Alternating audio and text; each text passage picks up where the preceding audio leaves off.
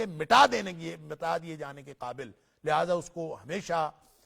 باطل کی ہر نشانی کو اس طرح سے مٹا دینا ضروری ہے۔ وَنُنَزِّلُ مِنَ الْقُرْآنِ مَا هُوَ شِفَاءٌ وَرَحْمَةٌ لِّلْمُؤْمِنِينَ وَلَا يَزِيدُ الظَّالِمِينَ إِلَّا خَسَارًا۔ اللہ اکبر! یہ جو غلبہ ہے، یہ جو بشارتیں ہیں، یہ جو مقام محمود ہے، یا چاہے وہ آخرت کا ایک مقام ہو، چاہے وہ دنیا کا مقام محمود ہو، یا چاہے یہ حق کا غلبہ ہو، باطل کا مٹنا ہو، ان ساری چیزوں کا تعلق اور اس غلبے کی بشارت کا تعلق جو اللہ کے رسول صلی اللہ علیہ وسلم کے اس مغلوبیت کے دور میں کہ جہاں کفار مکہ جو ہیں وہ ظاہری طور پر غلبہ حاصل کیے ہوئے ہیں اور سرداران قریش وہ اپنے سرداری کو اور وہ ہمیشہ یعنی وہ دائمی سمجھ رہے ہیں اور وہ سمجھ رہے ہیں کہ ہمارا غلبہ جو ہے موجود ہے، ان کو بتایا جا رہا ہے کہ بالآخر غلبہ حق کا ہے، اور حق کے غلبے کے لیے، حق کو غالب کر دینے کے لیے جو ٹول کے طور پر یا معجزے کے طور پر یہ اکیلا قرآن کافی ہے۔ یہ قرآن ہم نازل کرتے ہیں، ما ہوا شفاء و رحمت للمؤمنین، یہ اہل ایمان کے لیے شفا بھی ہے اور رحمت بھی ہے۔ سبحان اللہ!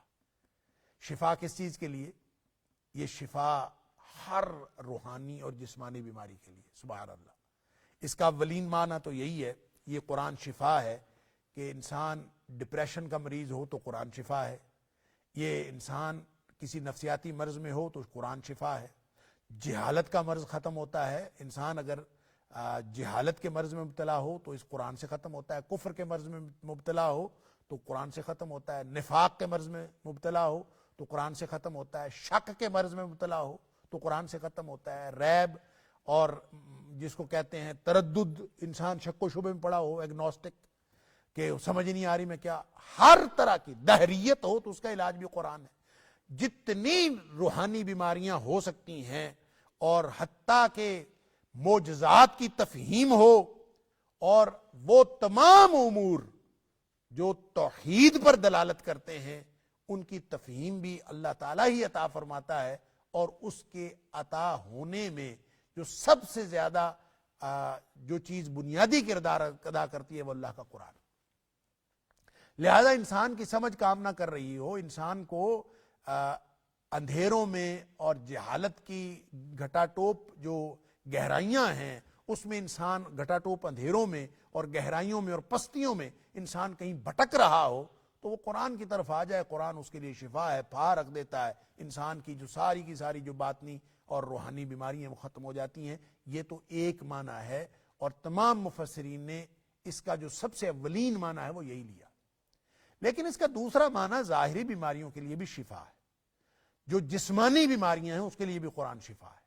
نبی اکرم صلی اللہ علیہ وسلم کا یہ فرمان لکل داء دوا، ہر بیماری کی کوئی نہ کوئی علاج تو ہے، اللہ نے علاج تو بنایا ہے، اور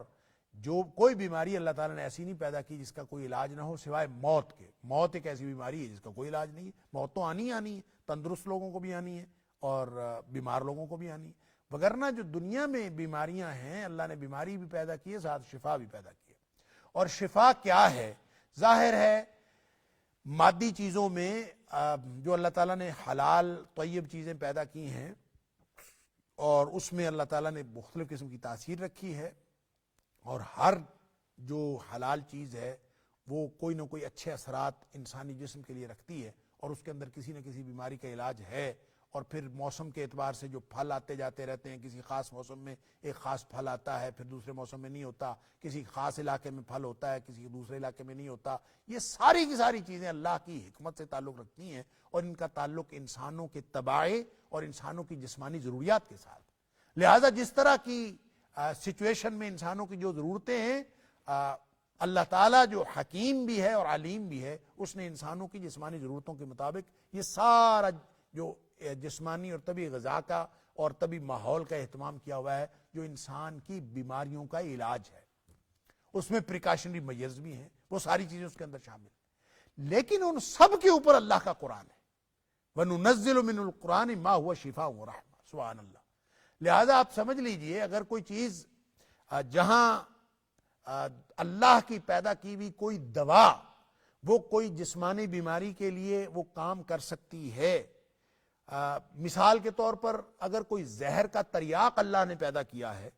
مثال کے طور پر اگر اللہ تعالیٰ نے کوئی پین کلر پیدا کیا ہے، اگر اللہ تعالیٰ نے درد کی کوئی دوا بنائی ہے، اگر اللہ تعالیٰ نے جسم کا کوئی عضو آپ کا خراب ہو گیا، کوئی اللہ نخواستہ فالج ہو گیا، کوئی ایسی بڑی بیماری ہو گئی، اس کے لیے جیسے اللہ تعالیٰ نے دیگر دوائیں پیدا فرمائی ہیں اور کوئی نہ کوئی ذرائع پیدا کیے ہیں، ان سب کے اوپر جو اصل شفا اور رحمت ہے اہل ایمان کے لیے وہ اللہ کا قرآن.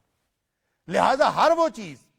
جو کسی مادی دوا سے ٹھیک ہو سکتی ہے وہ اللہ کے قرآن سے بھی ٹھیک ہو سکتی ہے، اس کے اندر شفا موجود ہے. لہذا یہ ایمان رکھنا چاہیے. وہ حدیث کے اندر آتا ہے نا کہ حضرت ابو سعید خدری رضی اللہ تعالیٰ عنہ، یہ بخاری کے اندر یہ حدیث ہے کہ جب کسی بستی میں گئے تھے، وفد تھا ان کا، صحابہ جا رہے تھے کسی سفر میں، تو کسی بستی والوں نے ان کی میزبانی کرنے سے انکار کر دیا. یہ بیچارے پریشان ایک طرف بیٹھ رہے، تو رات کو ایسا کرنا ہوا کہ ان کے سردار کو بچھو نے یا کسی زہریلی چیز نے کاٹ لیا، اور وہ انتہائی تکلیف میں تھا. اور بعض روایات میں آیا کہ وہ بالکل ایسے تھا کہ وہ لوگ بھاگے بھاگے ان کے پاس آئے کہ جناب یہ آپ لوگ بظاہر اللہ والے محسوس ہوتے ہو، کوئی آپ میں کوئی رقیہ کرنے والا، کوئی دم کرنے والا شخص ہے، کیونکہ ہمارے سردار کو کسی بچھو وغیرہ نے، کسی زہریلی چیز نے کاٹ لیا ہے اور وہ بالکل مرا جا رہا، اس کے بڑی حالت خراب ہے. تو ابو سعید خدری رضی اللہ تعالیٰ عنہ فرماتے ہیں کہ ہم نے ان سے کہا کہ نہیں، ہم دم تو کر دیں گے لیکن پھر ہم معاوضہ لیں گے اس کا، یعنی مفت نہیں ہم نے دم کرنا، اس لیے کہ تم نے ہماری میزبانی نہیں کی، ہم بھی معاوضہ لیں. انہوں نے کہا جی ٹھیک ہے ہم معاوضہ دیں گے. 30 بکریاں انہوں نے طے کی کہ آپ کو دیں گے. حضرت ابو سعید خدری رضی اللہ تعالیٰ عنہ فرماتے ہیں میں نے 7 دفعہ سورہ فاتحہ پڑھی اور سورہ فاتحہ پڑھ کے اس کو دم کر دیا. اللہ اکبر. اور اللہ تعالیٰ نے اس کو صحت دے دی. جب اس کو صحت ہوئی تو انہوں نے 30 بکریاں بھی دی اور 7 ضیافت کی، پورا وفد تھا ان سب کا کھانا کیا. انہوں نے سب نے کھانا کھایا، لیکن وہ جو 30 بکریاں تھیں جو طے کی تھیں کہ ہم تم سے لیں گے، وہ باقی صحابہ کرام نے لینے سے انکار کر دیا کہ یہ تو نبی کریم صلی اللہ علیہ وسلم سے پوچھے بغیر ہم نہیں لیں گے. تو پھر نبی کریم صلی اللہ علیہ وسلم کے دربار میں حاضری ہوئی، آپ سے جا کے پوچھا، پوری کہانی بتائی. تو نبی اکرم صلی اللہ علیہ وسلم نے فرمایا، پہلے تو یہ پوچھا ابو سعید خدری رضی اللہ تعالیٰ عنہ سے کہ تجھے کس نے بتایا کہ یہ جو سورہ فاتحہ ہے اس کے اندر شفا ہے اور اس میں دم ہے، انہا رقیہ، یہ سورہ فاتحہ دم ہے، یہ تمہیں کس نے بتایا؟ گویا دم ہے، اور نبی کریم صلی اللہ علیہ وسلم اس کو انڈورس کیا کہ تو نے ٹھیک دم کیا، اور اس میں دم ہے، یہ تمہیں کس نے بتایا؟ تو ظاہر ہے انہوں نے کہا اللہ کا قرآن ہے اور اللہ قرآن میں شفا ہے، اس لیے میں نے دم کر دیا. اور نبی کریم صلی اللہ علیہ وسلم کا یہ فرمان کہ آپ کو کس نے بتایا کہ یہ رقیہ ہے، گویا آپ نے انڈورس کر دیا. پھر آپ نے جب حضرت ابو سعید خدری رضی اللہ تعالیٰ سے یہ مکالمہ ہو گیا تو نبی اکرم صلی اللہ علیہ وسلم کو پوری بات جاننے کے بعد فرمایا کہ اس میں سے تم بھی کھاؤ وَأَطْعِمُونَا. اللہ اکبر. یہ جو بکریوں کا حصہ ہے یہ تم خود بھی استعمال کرو، ہمیں بھی اس میں حصہ دو، ہمیں بھی کھلاؤ. یعنی وہ بالکل جائز ہے، اس میں کوئی دوسری بات نہیں. اب اس حدیث سے یہ پتہ چلتا ہے کہ نبی اکرم صلی اللہ علیہ وسلم نے سورہ فاتحہ کو زہر کا دم قرار دیا ہے، اور زہر اس کے لیے دنیا میں مادی طور پر بڑے تریاق بنے ہوئے ہیں. بہت ساری جو ہیں وہ ویکسینز بنی ہوئی ہیں، بہت ساری ایسے تریاق ہیں جو انجیکٹ کرتے ہیں تو وہ زہر کو ختم کر دے. سانپ کا زہر، بچھو کا زہر، مختلف چیزوں، کوئی بھی اگر ہو زہر تو اس کو کاٹنے کے لیے تریاق میڈیکل سائنس نے بہت سارے ایجاد کیے ہوئے ہیں. تو اس کا مطلب یہ نہیں ہے کہ ان میں شفا نہیں ہے، ان میں بھی اللہ نے شفا رکھی ہے، لیکن جو اللہ کے قرآن میں شفا ہے یہ ان سب کے اوپر ہے. گویا اگر تریاق اور کوئی میسر نہ ہو یا میسر ہو بھی تو قرآن وہ کام بھی کرتا ہے جو زہر کا تریاق کام کرتا ہے.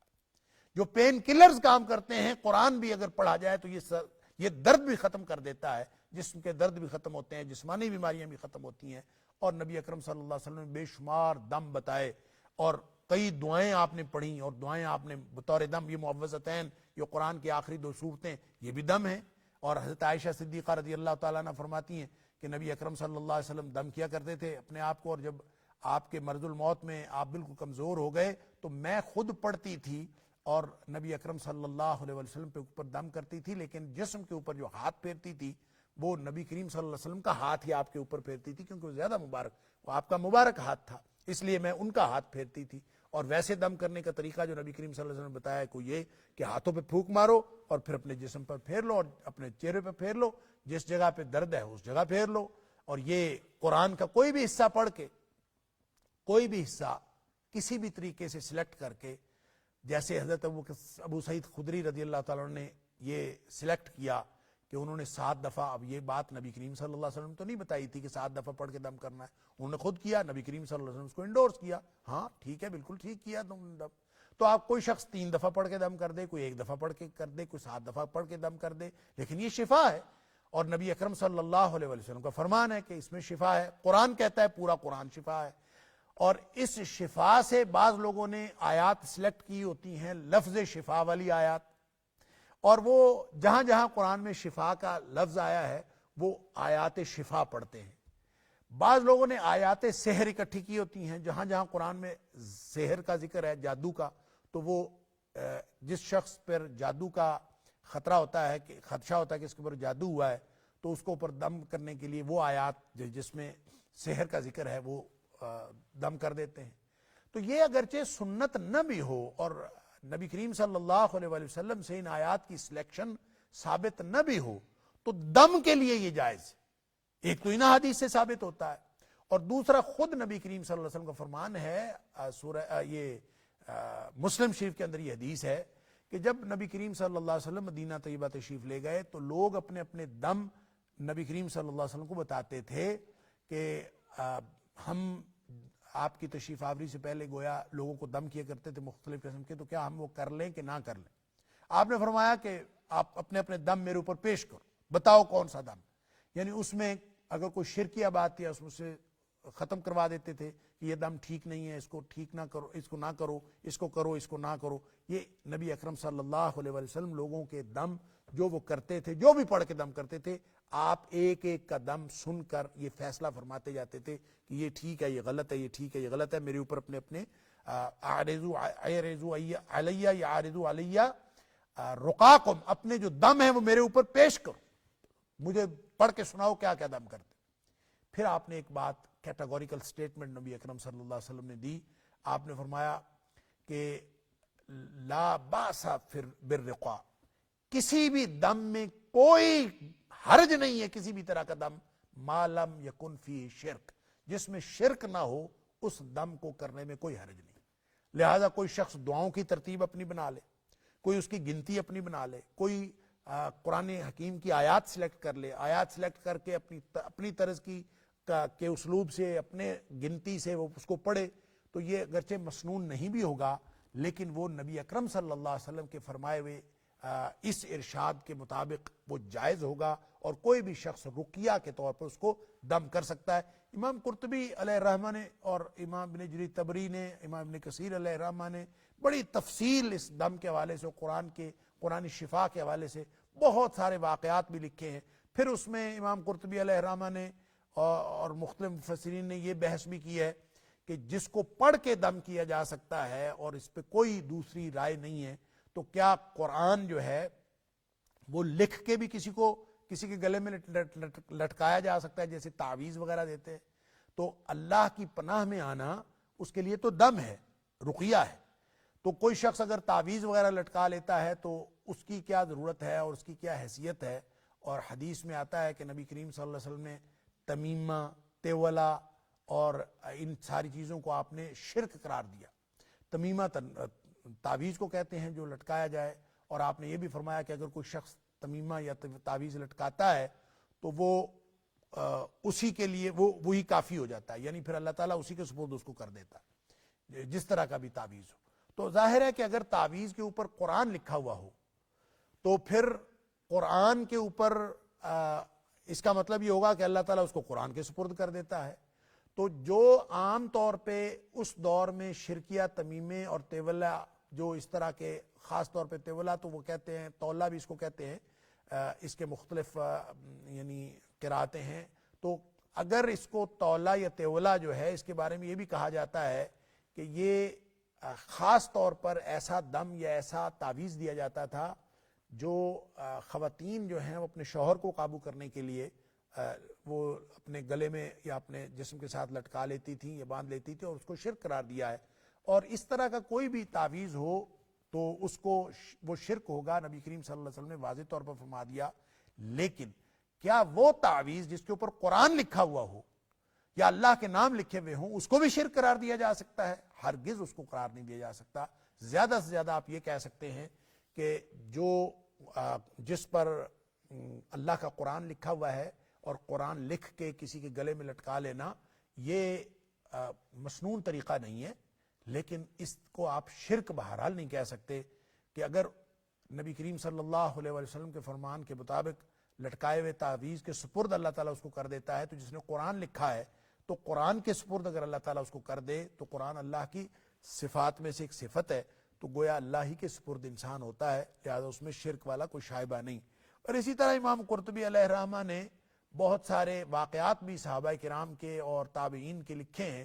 کہ جو لوگ، جو بچے یا جو افراد بچوں میں سے جو ادراک رکھتے تھے وہ ان کو سکھاتے تھے، پڑھاتے تھے اور ان کو دم سکھا دیتے تھے، اور جو ادراک نہیں رکھتے تھے ان کو لکھ کے ان کے گلے میں لٹکا لیتے تھے. اس طرح کے واقعات بھی انہوں نے لکھے. بہرحال اس میں چونکہ بحث ہے، اور اس بحث میں علماء نے، بعض علماء تو مطلقاً ہر طرح کے تعویذ لٹکانے کو شرک قرار دیتے ہیں، اور بعض میں یہ گنجائش ہے کہ جس میں اللہ کا قرآن لکھا ہو اور جس میں شرکیہ کوئی بات نہ ہو، ظاہر ہے ہم اس کو شرک تو قرار نہیں دے سکتے، زیادہ سے زیادہ اس کو غیر مسنون کہہ سکتے ہیں طریقہ. لیکن اللہ کا قرآن شفا ہے، اس میں کوئی کسی قسم کا اختلاف نہیں ہے. اور قرآن نے بالکل ڈائریکٹلی بات فرمائی، ما ہوا شفاء و رحمہ، یہ شفا بھی ہے اور رحمت بھی ہے. رحمت کا مطلب یہ ہوتا ہے، رحمت کا معنی ہوتا ہے لپیٹ لینا. گویا اللہ کا قرآن وہ اپنی لپیٹ میں لے لیتا ہے جو شخص اس قرآن کے ساتھ جڑتا ہے. اور یہ وہی بات ہے جو اللہ تعالیٰ نے سورہ یونس میں بھی فرمائی، ہم پڑھ آئے ہیں، قل بفضل اللہ وبرحمتہ فبذلک فلیفرحوا. یہ اللہ کا فضل ہے اور اللہ کی رحمت ہے جس نے یہ قرآن عطا فرمایا ہے. لہٰذا اس قرآن پر تم خوشیاں منایا کرو، خوش ہوا کرو کہ اللہ تعالیٰ نے تمہیں اتنی شاندار کتاب عطا فرمائی جس میں شفا بھی ہے، جس میں برکت بھی ہے، جس میں علم بھی ہے. دنیا جہان کی ہر رہنمائی جو ہے وہ قرآن حکیم کے اندر موجود ہے. اور جو پیچھے سیاق و سباق میں غلبے کی بات ہو رہی ہے اور نبی اکرم صلی اللہ علیہ وسلم کے ان واقعاتی جو اس کا ماحول تھا جب یہ آیات نازل ہو رہی تھیں، تو اس وقت اہل ایمان کی جو کیفیات تھیں کہ قریشی سرداروں کی جو مزاحمتی تحریک تھی وہ عروج پر تھی، اور بظاہر اہل ایمان مغلوب تھے. ان کو غلبے کی بشارت بھی دی جا رہی ہے کہ حق آئے گا اور باطل ختم ہو جائے گا، اس لیے کہ باطل ہے ہی مٹنے والا، اور اس کا ذریعہ اور ٹول کیا بنے گا؟ اللہ کا قرآن بنے گا. سبحان اللہ. یہ وہی بات ہے جو نبی اکرم صلی اللہ علیہ وسلم فرمائی. عمر فاروق رضی اللہ تو اس کے راوی ہیں، ان اللہ تعالی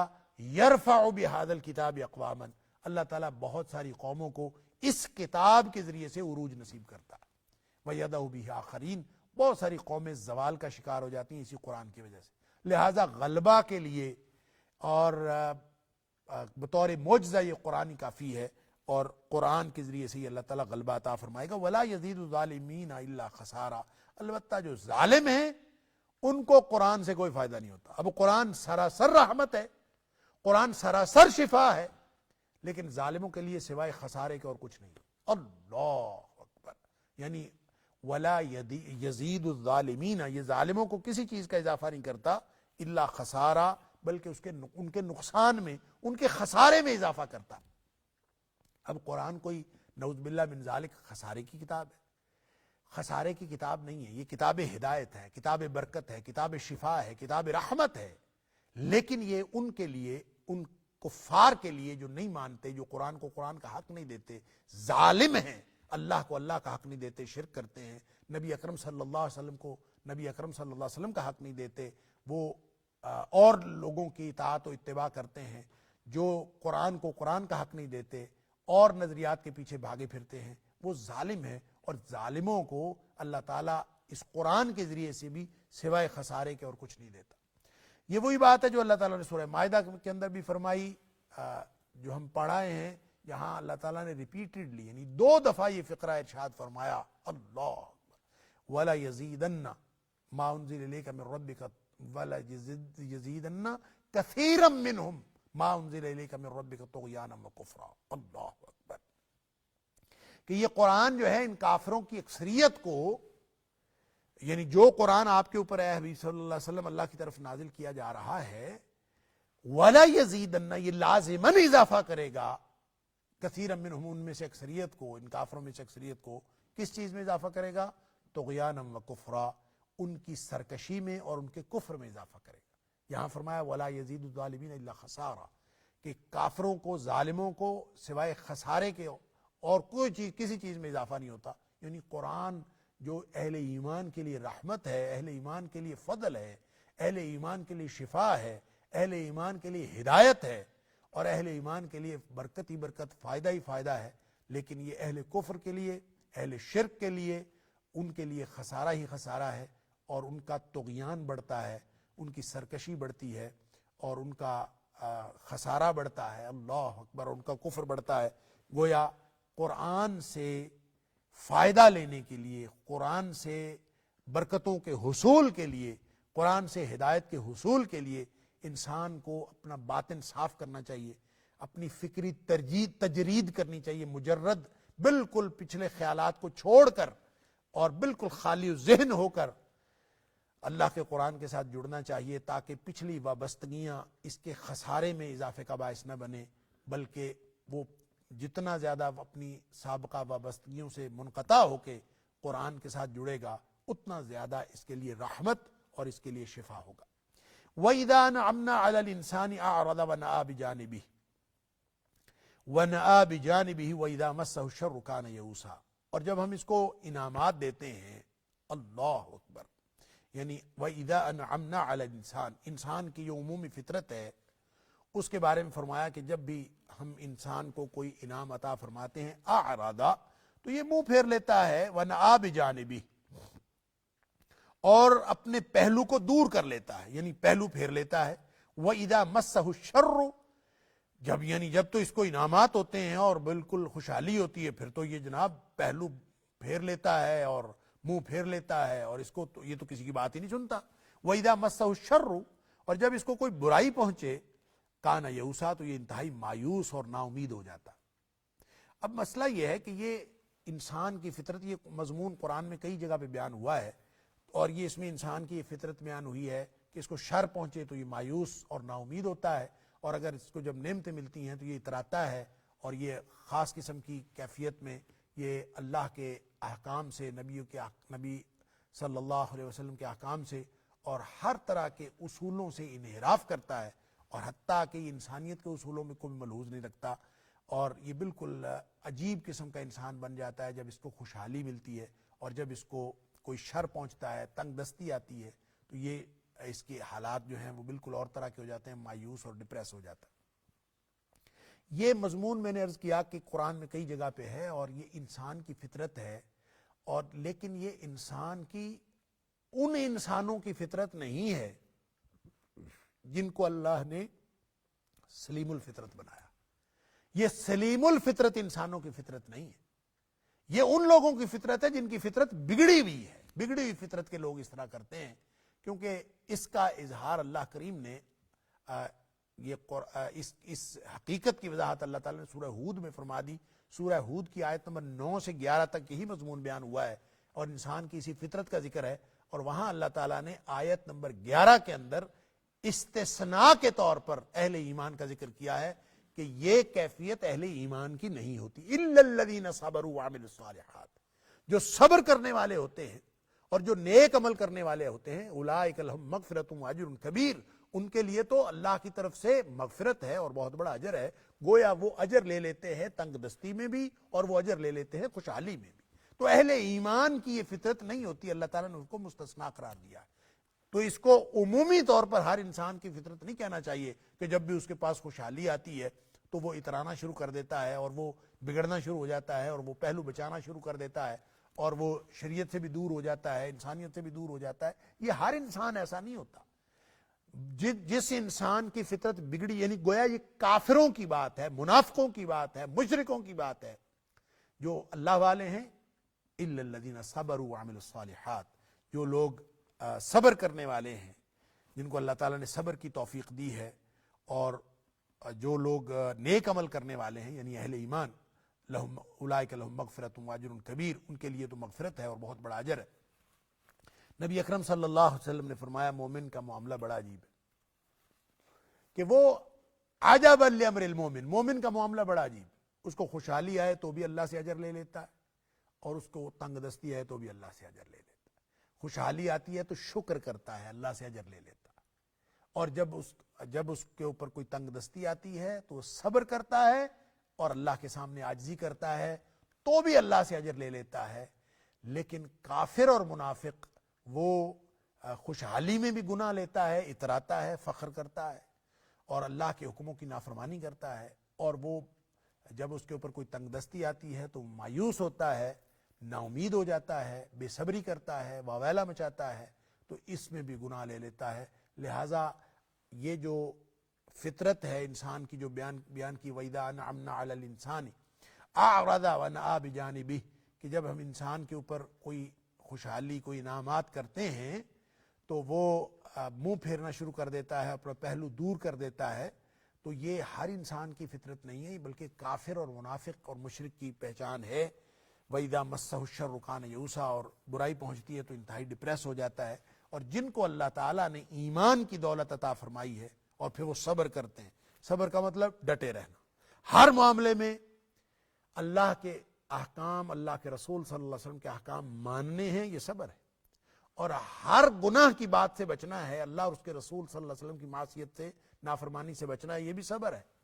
ہر طرح کی مصیبت آ جائے تو بھی ڈٹے رہنا، یہ صبر ہے۔ اسی لیے صبر کی 3 قسمیں جو ہے وہ اہل علم نے کی ہیں کتاب و سنت کے ان احکام کی روشنی میں، کہ الصبر علی الطاعات، الصبر عن المعصیات، والصبر علی المصیبات۔ اللہ کی اطاعت، اللہ اور اس کے رسول صلی اللہ علیہ وسلم کی اطاعت کے کاموں میں صبر کرنا، ڈٹے رہنا پوری پیشنس کے ساتھ، اور اپنے خواہشوں کو نہیں دیکھنا، اپنے حالات کو نہیں دیکھنا، اللہ اور اس کے رسول صلی اللہ علیہ وسلم کے حکم کو دیکھنا۔ اسی طرح عن المعصیات، گناہوں سے بچنے کے لیے ڈٹے رہنا، اور پھر مصیبتیں جو بھی ہیں ان کے اوپر، ان کے مصیبتوں کے باوجود اللہ اور اس کے رسول صلی اللہ علیہ وسلم کے حکم پر ڈٹے رہنا، یہ صبر ہے۔ اور جو صبر کرتا ہے انہی کو اللہ نے اس فطرت سے مستثنا قرار دیا ہے، اس کیفیت سے وہ بچے رہتے ہیں کہ الا الذین صبروا وعملوا الصالحات اولئک لہم مغفرۃ واجر کبیر۔ جو لوگ ڈٹے رہتے ہیں ہر طرح کے معاملات میں، اور ان کو اللہ تعالیٰ، اور نیک عمل کرتے رہتے ہیں، وہ عمل نہیں چھوڑتے، حالات جتنے مرضی خراب ہو جائیں ان عمل نہیں چھوڑتے۔ اور ظاہر ہے کہ جب حالات عمل کرنے والے نہ ہوں،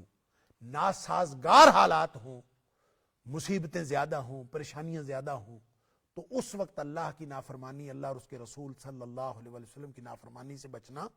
اور اطاعت کے کام کرنا اس وقت زیادہ مشکل ہوتا ہے۔ اور جب یہ زیادہ مشکل ہوتا ہے تو اجر بھی اتنا زیادہ بڑھ جاتا ہے۔ جیسے جیسے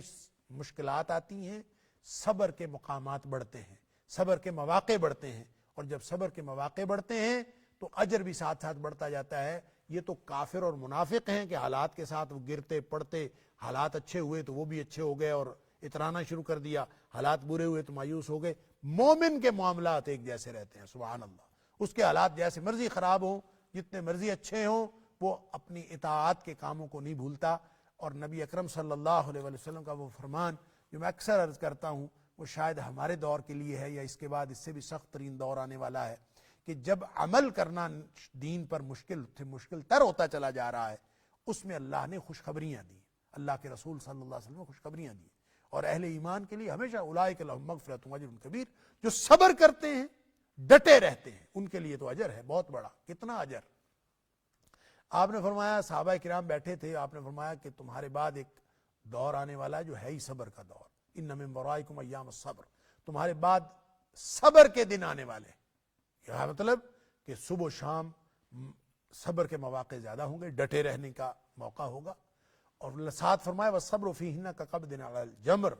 وہ دور ایسا ہوگا کہ اس دور میں دین پر ڈٹے رہنا، صبر سے مراد دین پر عمل کرنا، دین پر ڈٹے رہنا۔ اگلے الفاظ حدیث کے اس کی وضاحت کر رہے کہ صبر سے کیا مراد ہے۔ آپ نے فرمایا والصبر فیہن کقبض علی الجمر،